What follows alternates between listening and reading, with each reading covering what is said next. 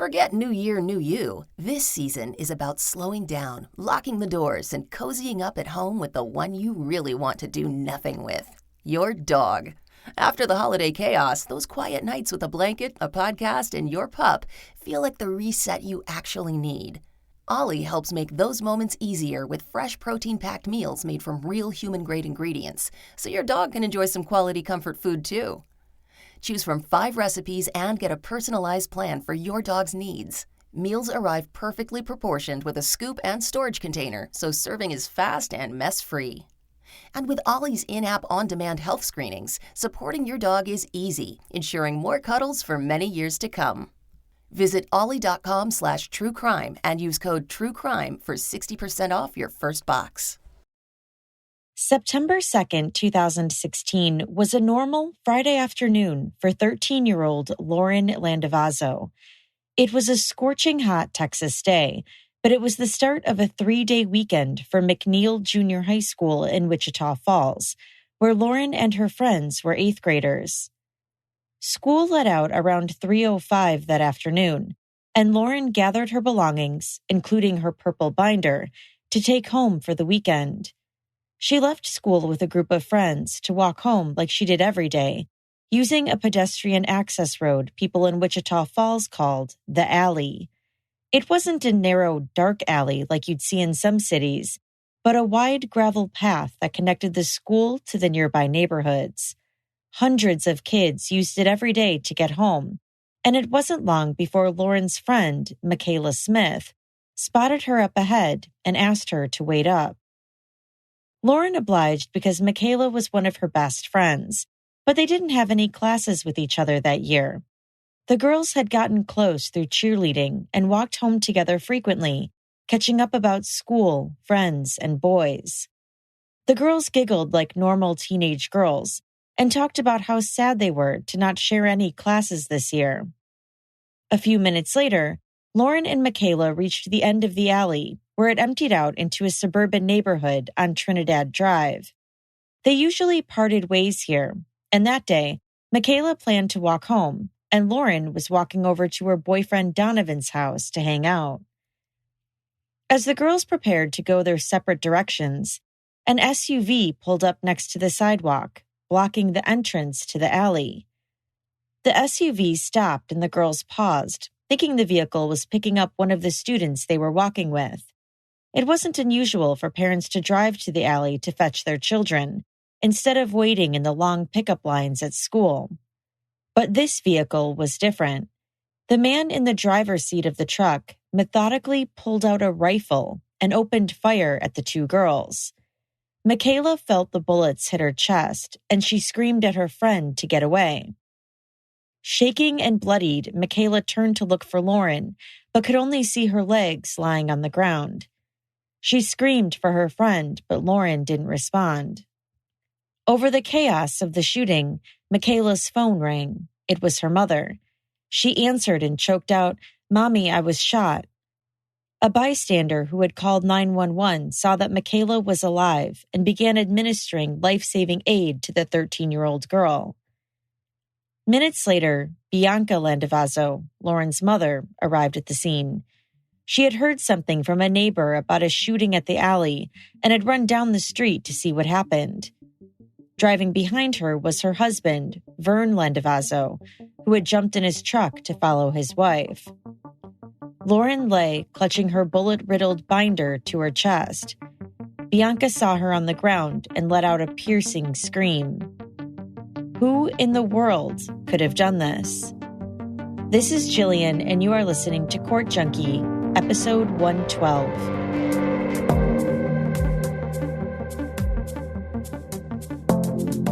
In last week's episode, I told you about Caldrea, a consciously crafted home and body care brand that combines thoughtful ingredients with delectable scents.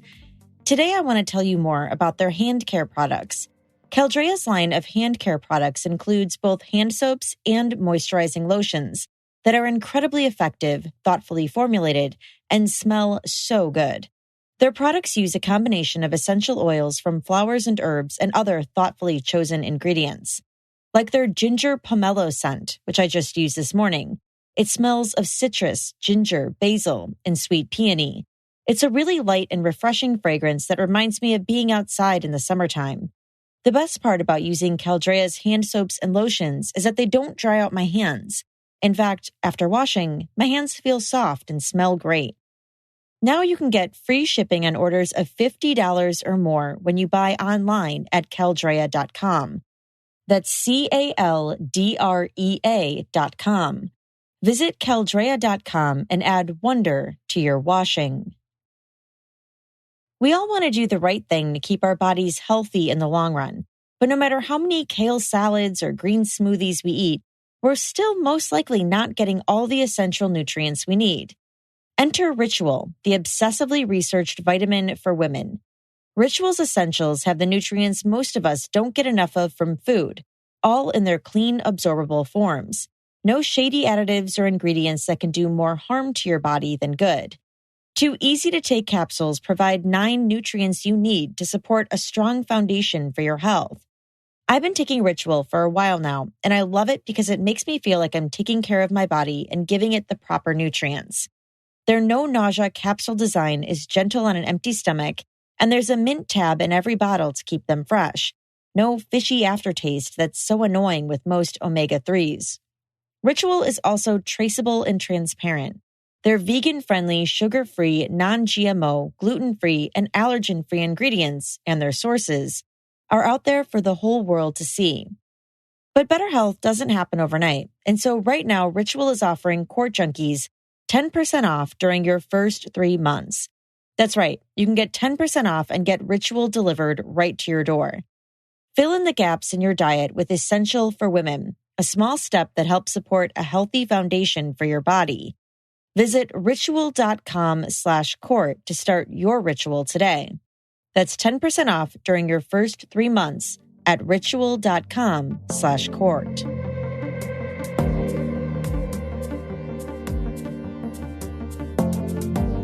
Michaela and Lauren were rushed to the local hospital for treatment. Medics knew that Lauren's condition was close to hopeless, but attempted to resuscitate her. She had no heartbeat, wasn't breathing, and in addition to numerous gunshot wounds, she had suffered a traumatic head injury when she fell to the pavement. At the hospital, the Smith and Landavazo families met for the first time and prayed for their daughters' lives in the waiting room. They had no information about what happened to their girls, other than they had been shot on their way home from school and needed critical medical attention. Michaela had been shot 3 times, but survived with surprisingly minimal injuries. Lauren, however, had died almost instantly from multiple gunshot wounds. An autopsy would later reveal that Lauren had been shot 14 times by her killer. Her injuries, doctors said, were so extensive they were physically impossible to recover from. While the families were at the hospital, Wichita Falls police had busied themselves securing the scene, gathering evidence, and beginning their search for Lauren's killer. The biggest question weighing on the minds of investigators as they spoke with witnesses and combed the scene was who would have shot at 2 little girls? What motive could there possibly have been to kill Lauren? The SUV the killer was driving had left the scene and was long gone by the time officers arrived. But fortunately, there were numerous eyewitness accounts of what had happened. Some were fellow middle schoolers who had been walking home in close proximity to Michaela and Lauren, and some were parents driving their own kids home who happened to see the aftermath of the shooting. From the eyewitness accounts, police were able to build a description of the killer. Michaela and the other teenagers who had seen him described the suspect as a white male of thin build with long, dark hair. He had some acne, they said, and was driving a gold SUV, possibly a Chevy Tahoe.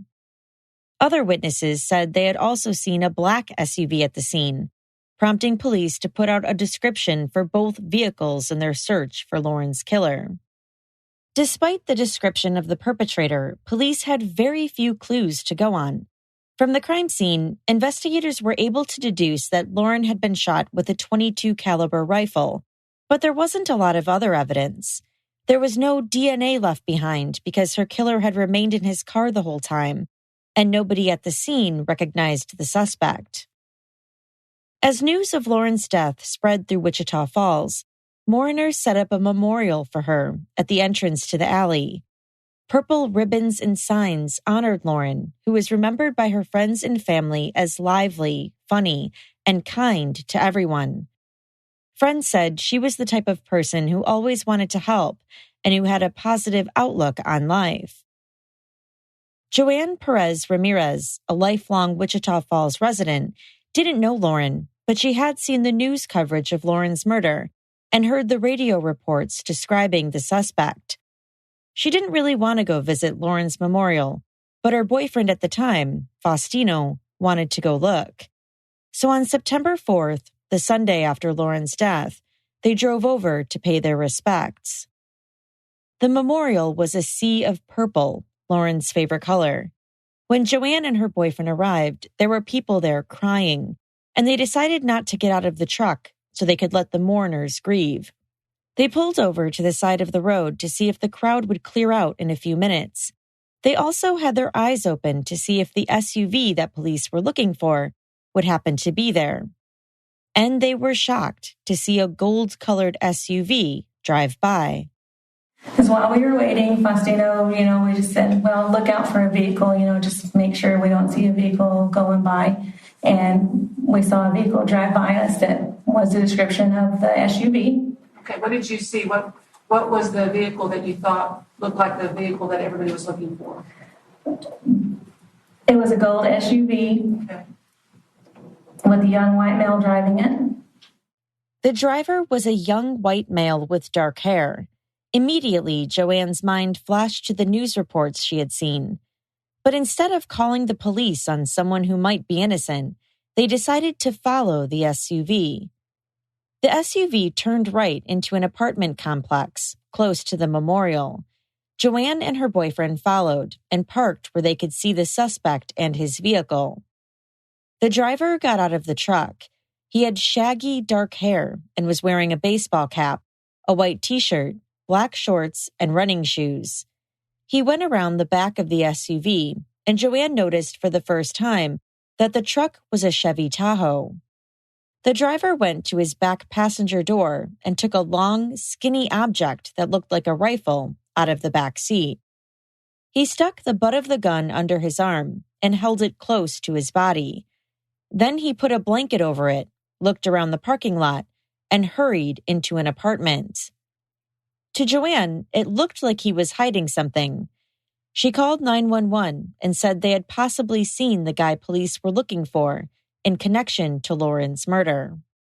He's a tall, skinny white boy with shaggy, shoulder-length hair, and he had a hat on with glasses. And it took him a while to get out of the back seat, standing there and get something out. And it was a long something wrapped up in blankets and clothes. Okay. You said it was a rifle, or you just thought it might have been a rifle? There's the way he was holding it, it looked like it was. Because he was trying to hurry up, and it was kind of like he was suspicious. Joanne wrote down the truck's license plate number on her hand to give to police and was shocked to see she had grabbed a purple pen. Thanks to Joanne's instincts, police were able to pull over the Chevy Tahoe when it left the apartment complex a few minutes later. The driver turned out to be 20-year-old Wichita Falls resident Cody Lott.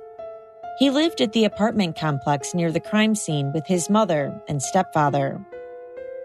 Cody consented to a search of his car and was then immediately taken into custody when officers found 22 rifle shell casings on the floor that matched the description of the bullets used to kill Lauren.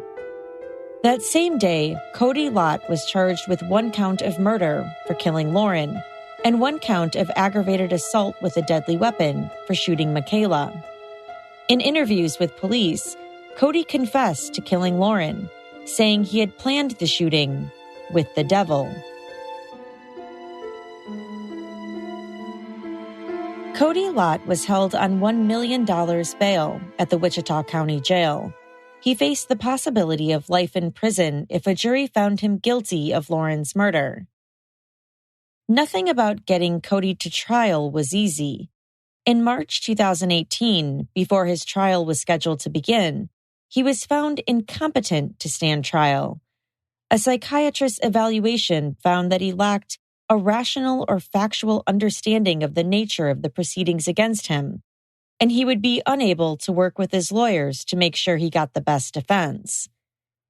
Cody had a history of mental illness, as well as drug and substance abuse. According to psychiatric records, he had started using marijuana and opioids when he was 12 or 13 years old to cope with his parents' divorce. He had struggled with anxiety and depression, as well as schizoaffective disorders in his young adult life. He had gone to treatment programs for his issues, but often left them early or blew off check-ins. After 6 months of treatment at North Texas State Hospital, Cody was found to be stable enough to face a jury for Lauren's murder, and his trial began in September 2018. The trial had been moved from Wichita County to Tarrant County because of concerns that trying him in Wichita Falls would be unfair. After all, Lauren's murder had been a highly publicized incident, and it would be difficult to find jurors who hadn't been exposed to the media coverage or who didn't have a preconceived idea of what had happened. Cody was represented by a team of public defenders, while State's Attorney Maureen Shelton prosecuted the case, with help from Special Prosecutor Ron Poole. And this case is about sweet, vibrant, joyful Lauren Landavazo. She was 13 years old. She's the daughter of Vern and Bianca Landavazo. Shelton described how Cody had watched Lauren for months before the shooting. He saw the girls that day, she said, and drove over to the alley to ambush them. Shelton promised the jury they'd hear from numerous witnesses to the shooting, as well as parents and neighbors who responded to the scene after hearing the telltale pops of gunfire. Garrett, a 14-year-old from Wichita Falls who was 12 at the time of the shooting, was called to the witness stand first. He had just started 6th grade at McNeil Junior High School and normally walked home from school with his best friend Luke. Luke wasn't there that day, so Garrett said on this occasion he walked home alone. As he approached the end of the alley, he saw a gold-colored Chevy Tahoe drive up. He only noticed the truck because his dad, a police officer in town, drove the same kind of vehicle, and it was often parked in their driveway. The car stopped, he said, and he saw a weapon come out of the window. He couldn't remember what happened next, but he heard screams and then gunshots. Garrett told Shelton that he knew who Lauren Landavazo was, but that they weren't friends. He had seen her in the hallway at school and noticed her blue eyes.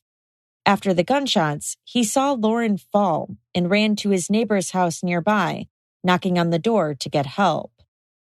3 other McNeil Junior High School students testified after Garrett. One of the most compelling testimonies came from a girl named Hope, who was also 12 years old at the time of the shooting.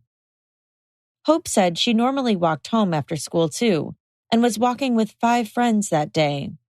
Lauren and Michaela, along with 2 others, were ahead of Hope and her group in the alley. Like Garrett, Hope saw the gold SUV pull up at the entrance of the alley.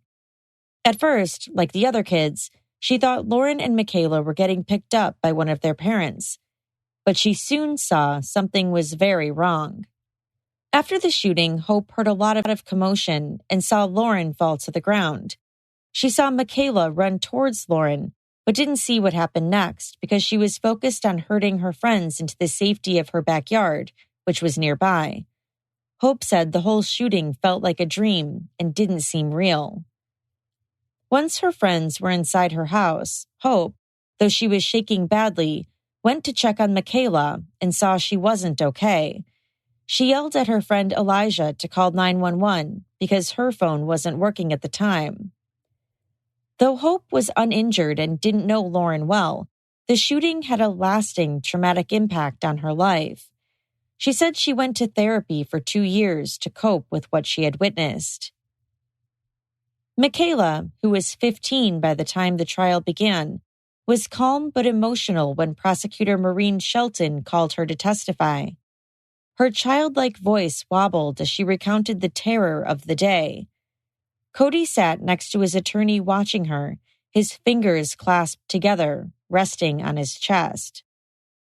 Michaela was asked if she was ever scared to walk home, and she said no. She described Lauren as very kind and open-minded. She was very positive about everything, she said.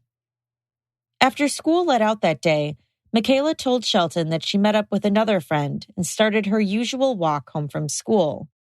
She spotted Lauren across a field and caught up with her friend so they could catch up on their walk home.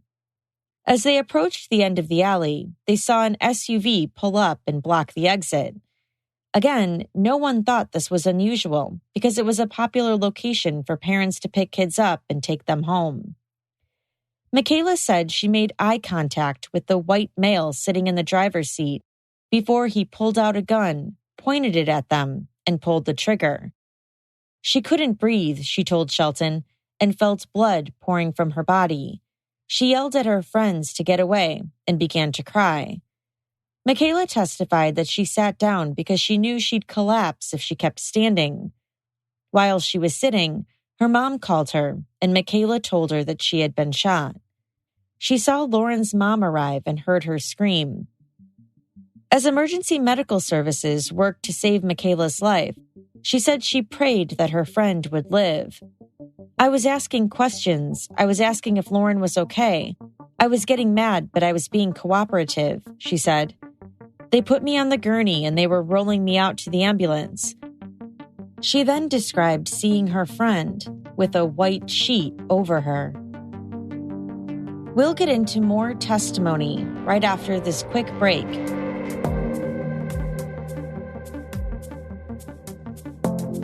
Being home so much, especially during a crisis like this one, can be a breeding ground for anxiety.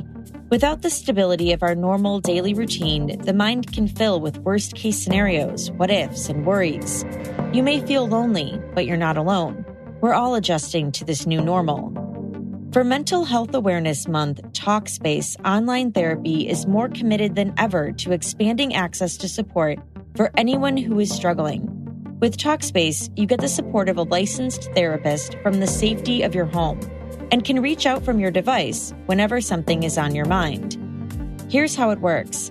You can send your therapist text, audio, picture, or video messages from your phone or computer 24/7 as much as you need to. Everything happens within Talkspace's secure platform, all on your schedule. Talkspace matches you with a licensed therapist based on your needs and preferences. They have thousands of licensed therapists trained in over 40 specialties, including anxiety, depression, and relationship issues. Once you're matched, you can begin therapy the very same day. The bottom line, you deserve support and don't have to struggle on your own. Your Talkspace therapist can be your dedicated support system, there to help you feel healthier and more empowered, even in these uncertain circumstances. As a listener of this podcast, you can get $100 off your first month on Talkspace. To match with your perfect therapist, go to Talkspace.com or download the app. Make sure to use the code COURT to get $100 off your first month and show your support for the show. That's COURT at Talkspace.com. I have some awesome news for those of you who are looking for high-quality supplements that support beautiful, healthy skin and hair. Care of, which you've likely heard me talk a lot about on this show, has now launched their new Skin and Hair collection. They listened when a lot of their customers said they were looking for research-backed supplements for their hair and skin that actually work. There are hundreds of beauty supplements on the market, but even if you find one from a brand you trust, it can still be hard to know exactly what you need or what will work for your specific beauty goals. With Care of, you take a quick and easy online quiz that recommends vitamins based on your goals, lifestyle, and diet. And the cool thing is, they don't just stop at hair, skin, and nails. They actually dig deeper to see if underlying causes such as hormones, sleep, to digestion might be affecting them in the first place. I've learned that sleep, or lack thereof, is definitely affecting mine. Care of supplements are awesome. Just mix their yummy collagen powders into warm or cold water, tea, coffee, smoothies, oatmeal, and more. And the best part is they deliver them right to your door in these cute little individual daily packs. I bring mine with me wherever I go. For 50% off your first Care of order, go to takecareof.com and enter code JUNKIE50. That's takecareof.com, enter code JUNKIE50. After Michaela's emotional testimony, Shelton called John Lewis to the stand. John was a retired Army engineer and had lived in Wichita Falls since 2011 with his wife and kids. Lewis was outside his house near the alley, cleaning up some coffee cups he had left in the backyard, and as he opened the door to go back inside, he heard gunshots from what sounded like an automatic rifle. He said it sounded like a .22 rifle. Lewis described how the first shot was a solo event, followed by numerous rapid-fire shots. He told Shelton his military training kicked in when the shots fired off in quick succession, and he jumped into action. His daughter Paige was a student at the same middle school as the others, and normally walked down the alley with the other kids, but Lewis had just bought a bike for her birthday, and she had taken the paved roads instead. Lewis said he scaled the 6-foot fence around his property and ran into the alley. He hit the ground so hard, he said, that his flip-flops fell off and he didn't notice. He did notice, however, 2 vehicles leaving the scene, a champagne-colored SUV and a black SUV behind it. Both sped off quickly, he said. He described what he saw when he came across Lauren. When I approached Lauren, I noticed it's hard. I know. Let's take your time. I noticed in what we refer to in the Army and also to infantry as the death glaze or the death stare. Mm-hmm. Just to stare off into nothing. It was just... And what does that mean when you say the death stare? When a person's deceased and there's no movement and their eyes stop and there's no movement, they just kind of stick where they're at. That's what I call the glaze, where they don't move anymore. They're just stopped. Is that what you saw? That's exactly. That's what I saw with Lauren. He then saw Michaela and ran over to her. He laid her down and called out to his daughter to get him something so he could put pressure on her wounds. "You're a champ," he recalled telling Michaela. "You're going to be fine." He said she was a trooper. Another lady came and started taking care of Michaela. He said all hell was breaking loose at that point. Tons of people and kids were now there, crying. He said the neighborhood was quiet and family-oriented. The schools were close and a big selling point for families moving to the area. Nothing like the shooting had ever happened before. Lewis said his family was so affected by the shooting and its aftermath that they're currently planning on moving to another town. Mr. Lewis, are you moving? Yes. And why are you moving? A good majority of it, well, not say good, a big chunk of it is, it's a constant reminder when I leave the house, take the trash out, mow the yard, of what happened on that day. The chaos, the death. It's a constant reminder for me and my family, and that's a good reason why we're leaving. At Wichita Falls Hospital, Dr. Fred Langer was one of the general surgeons working that day. Dr. Langer said that Lauren was a candidate for emergency drastic treatment. However, it soon became apparent that her wounds were so severe that there was no way she could have survived. All that was left to do was to tell her family the bad news. Michaela was wounded on the right side of her chest, Dr. Langer said, but the injury was not life-threatening and did not require any intervention other than standard treatment for a gunshot wound. The last people to testify on the first day of the trial were 2 law enforcement officers whose testimony would complete the picture of what happened that day. Officer Dale Finnegan of the Wichita Falls Police Department told the jury that he was working the afternoon of the shooting and patrolling the area near Midwestern State University, which was close to the town's elementary schools. At the scene, Finnegan's main role was speaking with witnesses and directing them to detectives for further questioning. It was very chaotic, he said. A lot of people were screaming and yelling. They were on their phones trying to get a hold of their families, and a sense of hysteria permeated the area. Finnegan said he was at the scene for 6 hours and recorded a lot of what happened on his dash cam. Some of those highlights were shown to the jury during his testimony. In one heartbreaking moment, the jury could hear a woman screaming, "That's my daughter." Finnegan identified the voice as Lauren's mother's. Finnegan testified that police originally called for people to look for a black pickup truck, the truck witnesses believed to have seen leaving after Lauren was murdered.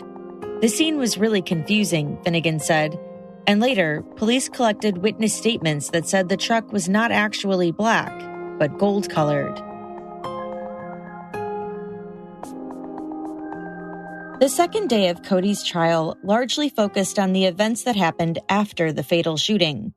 Dr. Emily Ogden, the medical examiner, performed Lauren's autopsy at the request of the Wichita Falls police.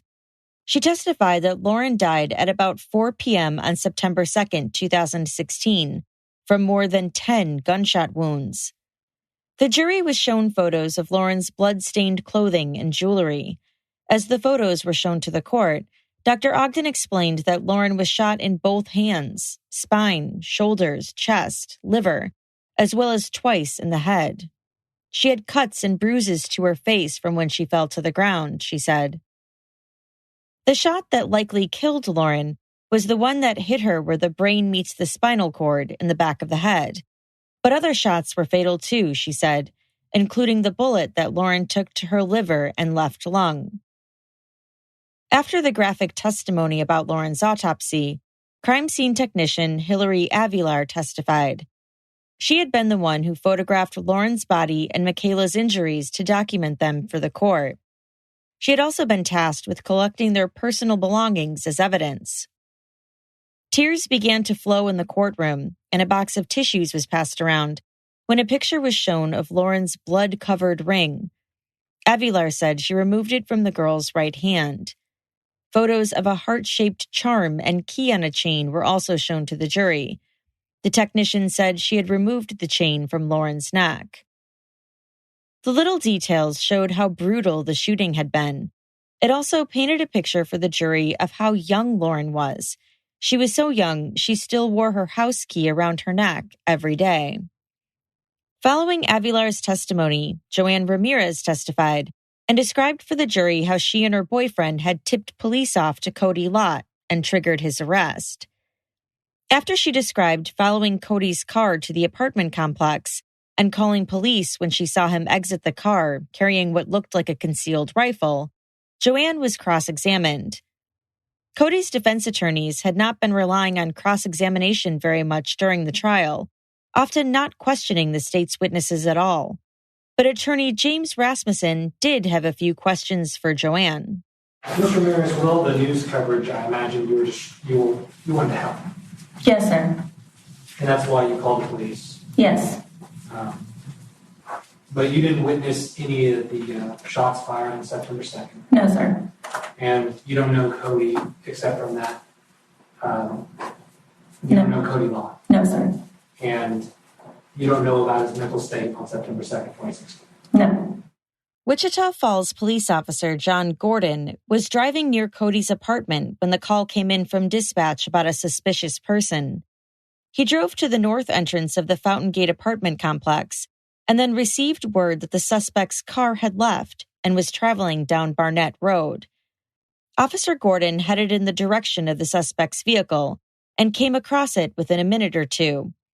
Once he had confirmed the license plate number with dispatch, he activated his emergency lights and pulled the driver over. Cody pulled over into a shopping center, he said. Officer Gordon approached the driver's side window, identified himself, got Cody's license and insurance, and explained to him why he was being stopped. He said the vehicle had been reported as suspicious at Fountain Gate and that it matched the description of the vehicle near where Lauren had been killed. When you approached the driver, did you notice anything unusual about him, as far as nervous or casual? He had both hands on top of the part of the steering wheel, and he had it grasped hard enough that the right forearm was actually shaking. Appeared to be somewhat tense. And nervous. Yes, sir. Tense and nervous. When he asked if he had any weapons in the car, Cody said no and suggested the officers search it. The prosecutor asked Officer Gordon if it appeared that Cody was in control during the traffic stop. Did he appear to respond to your questions appropriately? Yes. Did he relate details about where he had been and even why he had been at his parents' house over there at Fountain Gate? Yes. Did he appear to be responding to any kind of hallucinations or delusions, anything of that nature? No, sir. Did he tell you he was hearing voices? No, sir. Beside you? Both the prosecution and the defense argued over whether to admit Officer Gordon's dash cam footage into evidence. The judge ultimately ruled in the prosecution's favor, and the jurors were shown the video the next day. The video shows Officer Gordon driving down Barnett Road with Cody's gold Chevy Tahoe in front of him. Once Cody pulls over, Officer Gordon slowly approaches the vehicle and says a cheery, "How are you doing?" "Good, sir," Cody responds. During the traffic stop, Cody tells the officer he lives at Fountain Gate, and Officer Gordon says he understands and just needs to check everything out. Cody then tells the officer he's just driving to his dad's house across town to take care of his dogs. Cody was arrested by Officer Gordon after officers found a shell casing in his car that matched the bullets used to kill Lauren.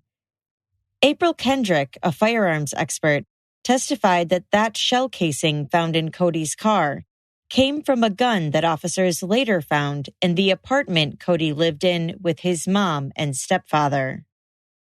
An audiovisual enhancement expert testified on the third day of the trial and showed the jury video of Cody in the backseat of a police cruiser following his arrest. In the video, Cody appears to make some incriminating statements and also appears to be praying for forgiveness. Sammy Reisner, who worked at a marketing agency and did professional video enhancing, said Cody could be heard praying to Jesus on the video. "I heard, 'Please, Jesus, help me. Please, Jesus, forgive me. Please forgive me in the name of Jesus,'" Reisner testified.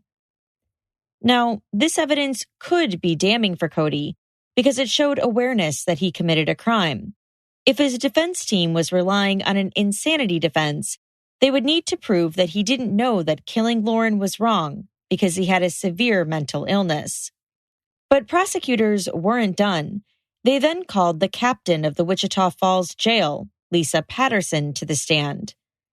Patterson manages and maintains the records of inmate phone calls, use of force reports, and handles other day-to-day business at the jail. She told the jury that a third-party provider records and transcribes inmate phone calls. The transcriptions are then kept as records at the jail, where Patterson has access to them. Inmates are aware that all their phone calls are monitored. When they pick up the receiver, an automated message tells them as much. Nonetheless, Patterson said Cody had a very candid conversation when he called his mother and stepfather from the jail on September 4th, 2016. Cody tells his stepfather that he was arrested for the murder of that girl. The audio is a little difficult to hear, so I'll recap afterwards. Did y'all hear about what happened after I went to go get the money that she had to pay for the evening? No. Well, I was arrested on the murder of that girl and she didn't happen. Did you do it? Did you do it? I confessed to it, yeah. Did you do it? Yeah, I did it. Why? I don't know. Did you do it or did you just confess to it? I did it. You did it. How'd you do that? I just did it, man. I don't know. In that clip, you can hear his mom and stepfather ask him if he did it. He replies, "I confess to it, yeah." "Did you do it or did you just confess to it?" his stepfather asks.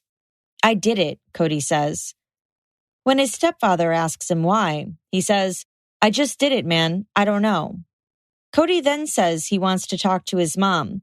His stepfather says she's right here, that they're in the car together. "Then let her talk," Cody says. What? All right, that's all. I'm just going to let y'all know. Yeah, so that's it. Okay, so, I mean, mean, you just messed up your whole life, so. Yeah, well, regarding that stuff. Okay, well, I mean, have fun in jail and stuff and for the rest of your life now. Well, have fun not having to ask for money all the time, so you can now focus on your money. With that. Really? All right. Yeah, yeah. So you did it for just. You have 1 minute remaining. All right. Okay. All right. Bye. All right. All right. Bye. I just wanted to let y'all know, so that's it, he tells his mom. When she tells him he just messed up his whole life, he says, yeah, well, it was already messed up, so. She tells him to have fun in jail for the rest of his life now. He replies, telling her to have fun, asking for money, and focusing on her money now. They then say goodbye to each other. While his jailhouse confession may have been enough to prove that Cody was in fact the shooter, the recording of his interview with police was equally incriminating. Detective Alan Killingsworth testified that he interviewed Cody after he was arrested on September 4th. The jury was shown 3 hours of that interview.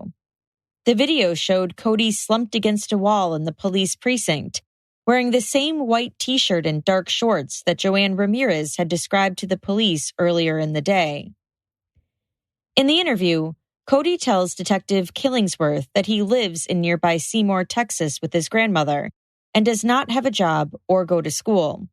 He claims he was in Olney, Texas, 45 miles away from Wichita Falls at the time Lauren was killed.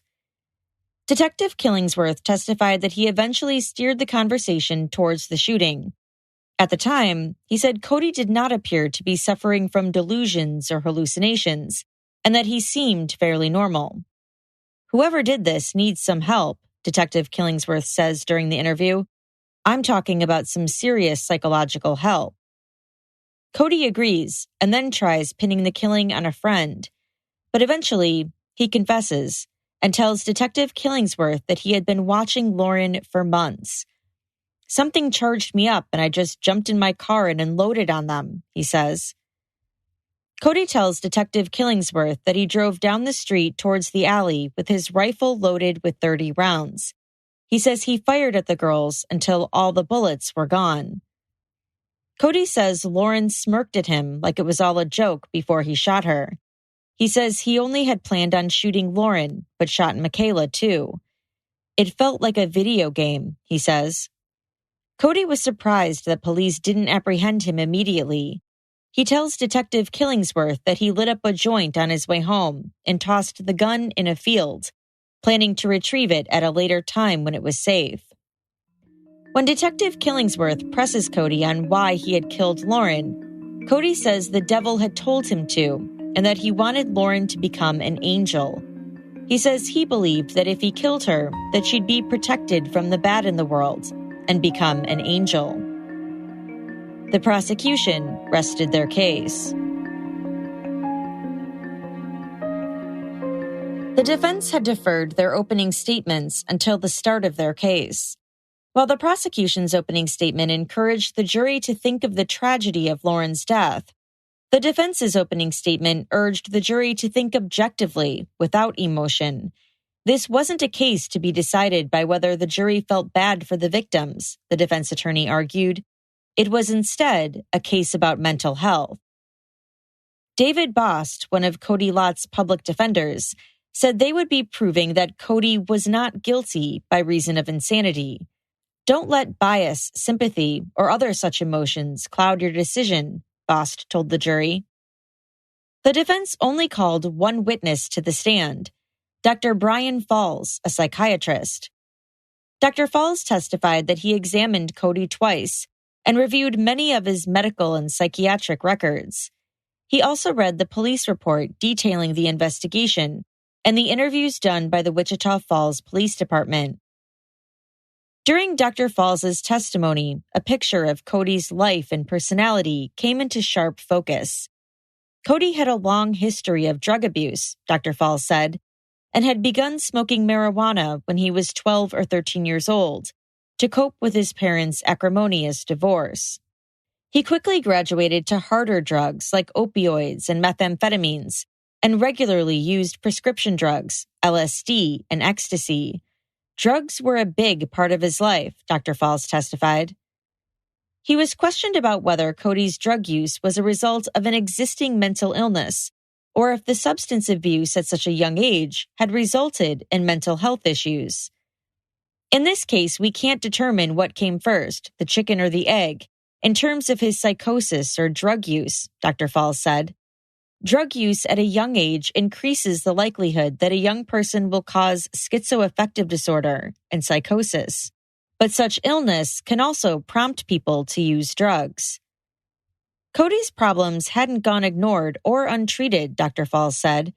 In fact, Cody had gone to rehab several times and had been admitted and discharged from the University of Texas Harris County Psychiatric Center just before the shooting.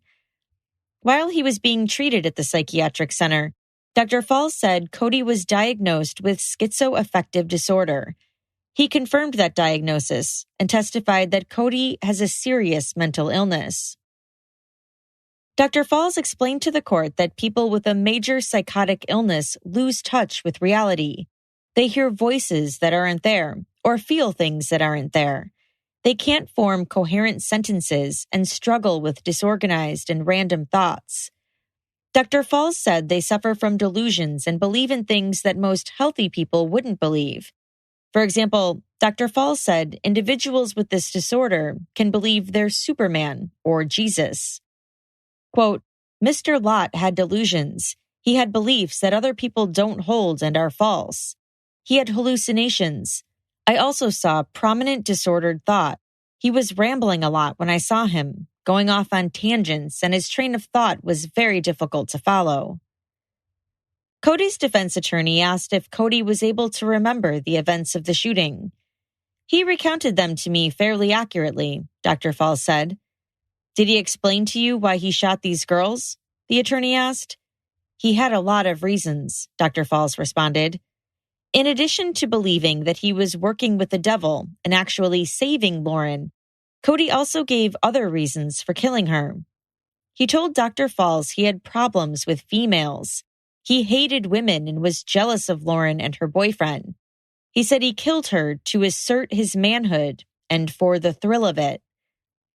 Cody told Dr. Falls he was surprised by the outcome of the shooting because he thought Lauren wouldn't actually die. He said he thought he'd also be rewarded with marijuana, a big house, and all the alone time he could ever want. He believed that God was helping him get away with the murder, Dr. Falls told the court. He said he thought the Wichita Falls football game that afternoon would cause confusion and conceal what he was doing. When police didn't catch him for a few days, he said he was sure a higher power was assisting him. All of these beliefs, Dr. Falls said, were signs that he was suffering from delusions and could have been delusional prior to and during the fatal shooting. Dr. Falls was asked if he believed Cody was insane at the time of the shooting. It's my opinion that Mr. Lott did not know the wrongfulness of his conduct, Dr. Falls responded. On cross-examination, prosecutor Maureen Shelton pressed Dr. Falls further on the reasons Cody said he had committed the killing.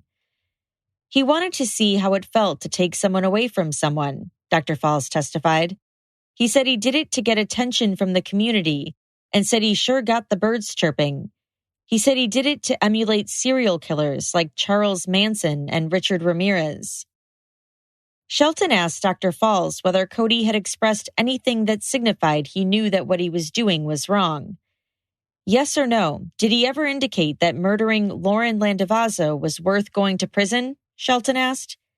Yes, Dr. Falls responded.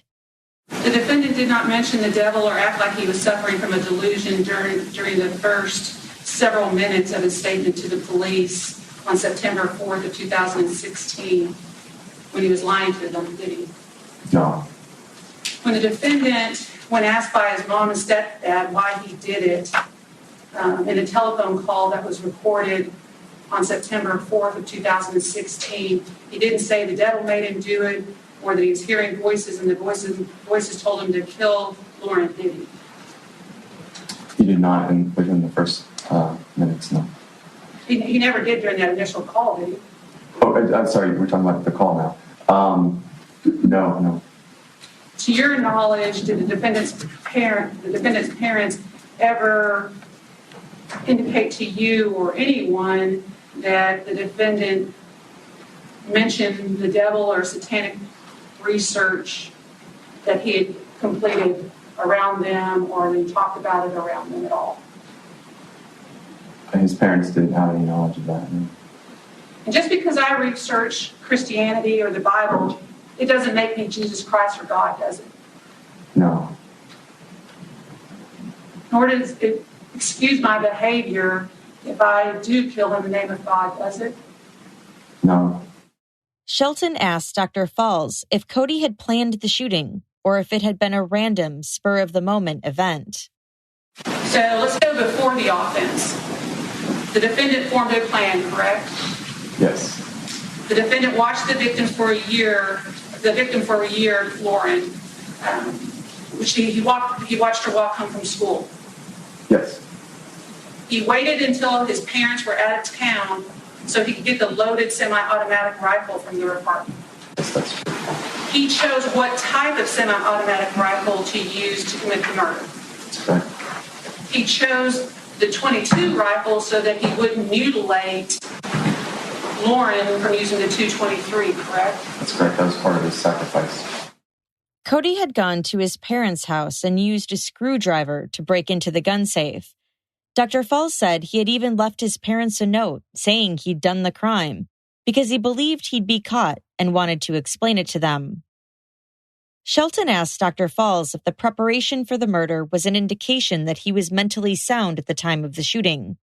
She pointed out that he testified that Cody had put the safety on the gun in an effort to prevent accidental shooting while he drove to the alley. After the shooting, he had discarded the weapon in a field so he wouldn't get caught with it. She asked whether the fact that Cody used words like murder when he spoke with Dr. Falls showed that he was aware he had committed a crime. Dr. Falls said that wasn't necessarily an indication he knew that what he was doing was wrong. After Dr. Falls' testimony, the prosecution called their rebuttal witness. Dr. Randall Price also consulted Cody's records, police files, and psychiatric treatment history before evaluating him. Dr. Price said he believed at the time of the shooting that Cody was likely suffering from a severe mental disease or defect, but that it did not prevent him from knowing that his conduct was wrong. This was important for the prosecution because in order to be found not guilty by reason of insanity, Texas law requires that a defendant not know their conduct was wrong due to a severe mental illness.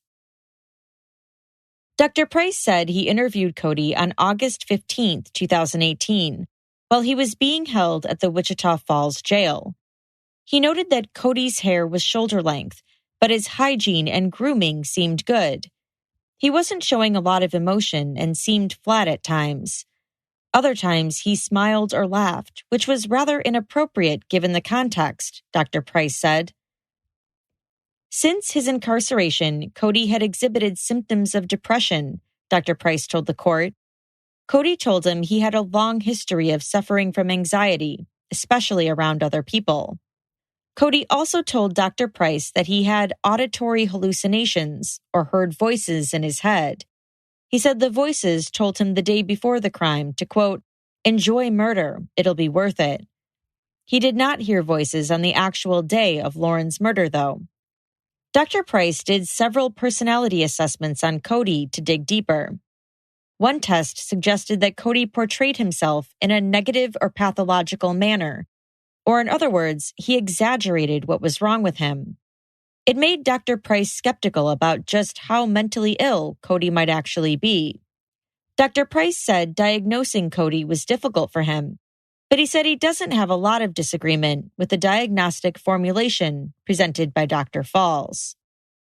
As I've said before, he has a history of drug and substance abuse that's almost always difficult to disentangle between a mental disorder that's not drug-related. As for Cody's drug use, Dr. Price said that his heavy reliance on marijuana and opioids may have induced a break with reality. But his behaviors when trying to cover up the crime, tossing the gun, lying low for a few days, writing his parents a note, were evidence that he was sane at the time of the crime and that he knew his actions were wrong. Cody told Dr. Price that he had planned the shooting for at least 2 months and timed it to happen while his parents were out of town. He told me this was planned, that it was not an impulsive offense, that he planned it and thought about it for at least 2 months.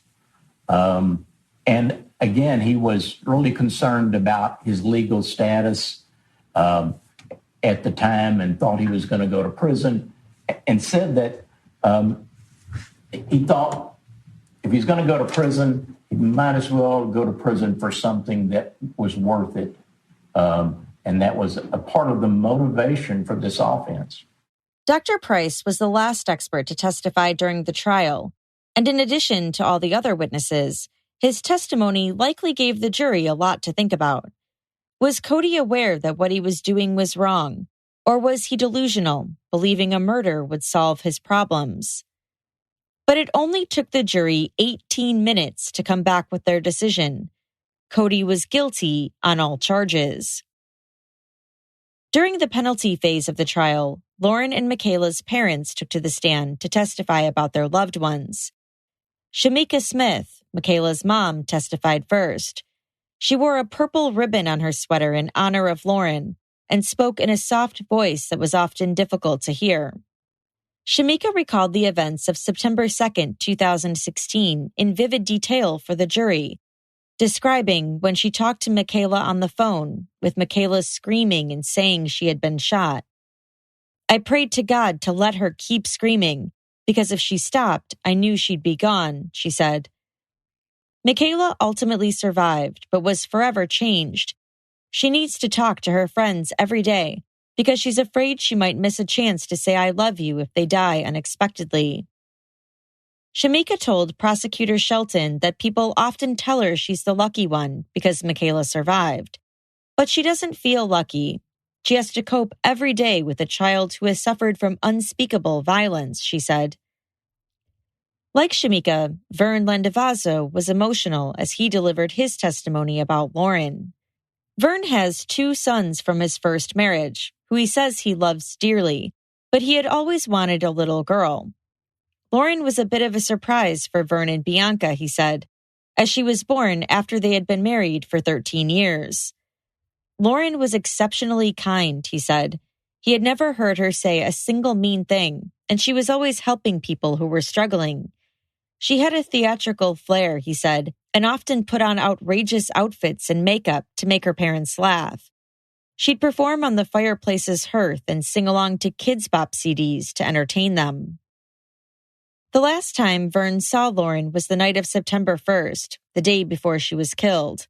He hugged and kissed her goodnight. He was off work the next morning and didn't get up early to see her off to school that day. Instead, he took advantage of the free time to sleep in, and then busied himself doing yard work so he wouldn't have to do it over the weekend when Lauren was home. When Lauren was murdered in the alley, Vern was taking a break to eat some lunch and rest. He heard a commotion outside and something about the kids being down. Bianca said something and ran out of the house, he said. He thought maybe a kid had been hit by a car, so he jumped into his truck and drove. Worried that Lauren was somehow involved, he called her cell phone. When someone picked up, all Vern could hear was screaming. He got out of the truck, walked over to the corner, and saw her body in the alley. At his sentencing, Cody was given a life sentence for Lauren's murder and 20 years in prison for the assault on Michaela, as well as $20,000 in fines. However, despite the life sentence, Cody would be eligible for parole in 2048, according to Texas state law. While the news of his conviction was some sort of justice for Lauren and Michaela's families, it was worrisome that they might see Cody walking free in 30 years. And so Lauren's parents channeled their grief into lobbying the Texas legislature to pass Lauren's Law, which would toughen penalties for those convicted of killing children. Under Lauren's Law, prosecutors can charge a defendant with capital murder if the victim is younger than 15 years old. A capital murder conviction comes with a sentence of life in prison without parole or the death penalty. Previously, Texas law only allowed for prosecutors to charge defendants with capital murder if the victim was 10 years old or younger. He got the maximum he could get, Vern Landavazo told the Times Record newspaper after the law was passed. This is for future families. If somebody is ever in our shoes again, we've addressed a situation in the law that has a hole in it, we think. Lauren's Law was signed by Texas Governor Greg Abbott, who is from Wichita Falls, and went into effect on September 1st, 2019, almost 3 years to the day after Lauren was killed. And that's all for today's episode. As always, I'd love to know what you think about this case. Was Cody Lott in control when he killed Lauren, or was he suffering from delusions like his attorneys said? Do you agree with his sentencing? Let me know by joining the conversation on Instagram @CourtJunkie, finding me on Twitter @CourtJunkiePod, or by emailing me at podcast@CourtJunkie.com. This episode was researched and written by Kathleen McWilliams. If you'd like to hear these episodes without the ads, or to hear additional Court Junkie bonus episodes, go to CourtJunkie.com/support, and that will redirect you to my Patreon page. My latest bonus episode covered the case of Jason Riley King, a United States Marine who was charged with murder in a DUI case. That's CourtJunkie.com/support. Thanks again for listening. Until next time. If you haven't heard by now, the hair coloring industry has officially been revolutionized. It used to be that you only had 2 options for coloring your hair: outdated at-home color or the time and expense of a traditional salon. But now, with Madison Reed, you can get the best of both worlds. You can color your hair in the comfort of your own home for a really great price, while looking like you just came from the salon. What could be better than that? Take coloring your hair at home to the next level and get gorgeous professional hair color delivered right to your door, starting at just $22. Madison Reed's colors are crafted by master colorists who blend nuances of light, dark, cool, and warm tones to create over 55 multidimensional shades. And if you're worried about finding your perfect shade, don't be. It's easy. You just go to their website, madison-reed.com, and take their quiz that asks you things like what you want your end result to be, what your hair texture is, etc. Then they match you with your perfect shade. I did it in less than a couple minutes, and the shade they recommended was perfect. Court Junkies can get 10% off plus free shipping on their first color kit with code COURT. Go to madison-reed.com and use the code COURT. That's madison-reed.com and use code COURT. Podcast One presents. This is a collect call from Sing Sing. My name is John J. Lennon. I'm locked up for selling drugs and committing murder. I'm also a contributor for Esquire magazine and the Marshall Project. So I'm a writer and I'm a prisoner. Imagine trying to stay focused and talk about issues of substance with gates slamming, prisoners screaming, and PAs blaring in the background. Get new episodes every Wednesday on Spotify, Podcast One, and Apple Podcasts.